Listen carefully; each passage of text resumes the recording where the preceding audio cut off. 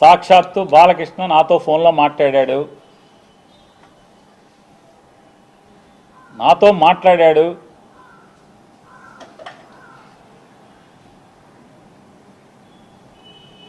మాట్లాడాడే చెప్తున్నా. నాకు జన్మనిచ్చిన నా తల్లిదండ్రుల మీద ప్రమాణం చేస్తున్నా, నువ్వు చేయి నాతో మాట్లాడలేదని చెప్పాను. మీ అమ్మా నాన్న మీద మాటకి చెప్తారు కదా. అరే ఎన్టీ రామారావు గారు, బసవతారకం గారు ఎంత క్యారెక్టర్ ఉన్నోళ్ళు, ఎంత సంస్కారవంతంగా బతికారు వాళ్ళు, ఎంత సంస్కారవంతంగా బతికారు. వాళ్ళ కడుపున పుట్టి ఈ రకమైనటువంటి నీచపు మాటల అసెంబ్లీలో. పోనీ ఎక్కడో అక్కడ కూర్చుని చీకట్లో మందేస్తా మాట్లాడామంటే అది వేరు. ఎవడో వీడియో తీసే ఫోన్లో తీసేశాడు, బయట పెట్టేశాడంటే అర్థం ఉంది. అసెంబ్లీలో మాట్లాడతా.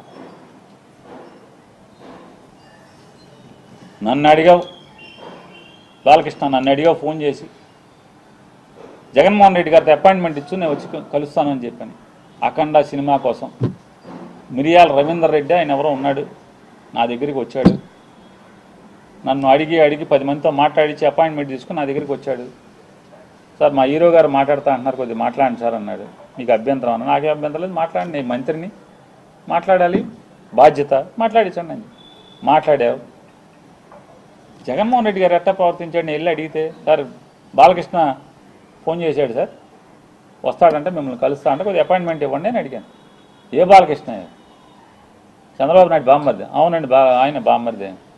మన దగ్గరికి ఎందుకు, ఏం పని ఏంటంటాను. అఖండ సినిమాకి లీనియంట్గా ఉండాలంట. వాళ్ళు బ్లాక్లో అమ్ముకుంటారు టికెట్లు, ఎక్కువ షోలు వేసుకుంటారు, బాగా సినిమాకి ఎక్కువ ఖర్చు అయిందంట.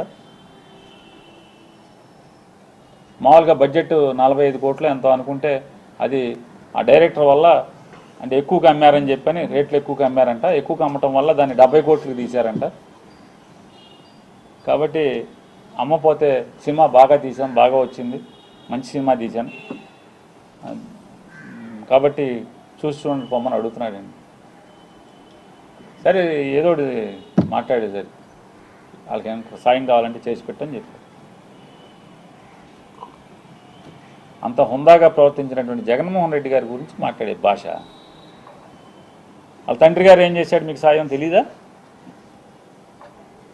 యావజ్జీవ కారాగారం అనుభవించాల్సినోడు కదా. జీవితంలో మర్చిపోతాడు ఎవడన్నా? మనిషి జన్మెత్తినోడు చిన్న సాయం చేస్తే ఎవరు కూడా మర్చిపోరు. అట్లాంటిది ఏమవ్వాలి? ఏం చేశారు? కొడుకు సాయం చేశాడే తెలీదా? చేశాడు కదా. అడగంగానే మీరు రాబాబా, మేము జగన్ దగ్గరికి రామని చెప్పు, తప్పే ఉంది, రాజకీయంగా వాడుకో, మేము ఎప్పుడు జగన్ కలవలేదని చెప్పు, తప్పే ఉంది, నిజమే కదా. జగన్మోహన్ రెడ్డి గారిని ఎప్పుడు కలవలేదు, ఓకే, అంతేగాని నేను రానన్నాను, ఎవడు రానన్నది? ఎవడు? హాస్పిటల్ బిల్లు కోసం డాక్టర్ హరికృష్ణ, ఎవరైతే ఆరోగ్యశ్రీ చూసేవాడు హరికృష్ణతో మాట్లాడలేదు?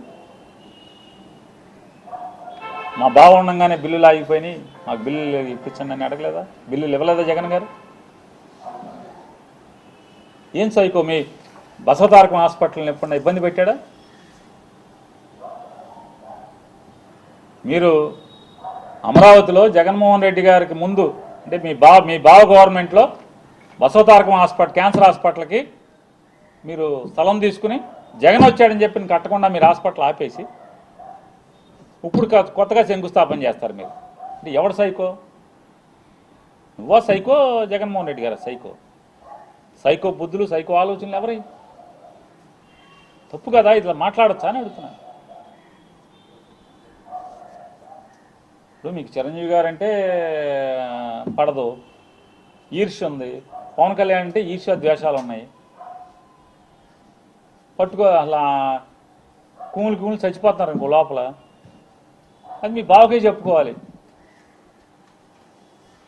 బావా మనం సపరేట్గా తోసేద్దాం బావ, వీళ్ళని అనవసరం బావా, మనం 124 అలా 21 ఎంతో కదా, మన పనిలో మనం ఉందాం బావానా అని మీ బావకు చెప్పుకోవాలి.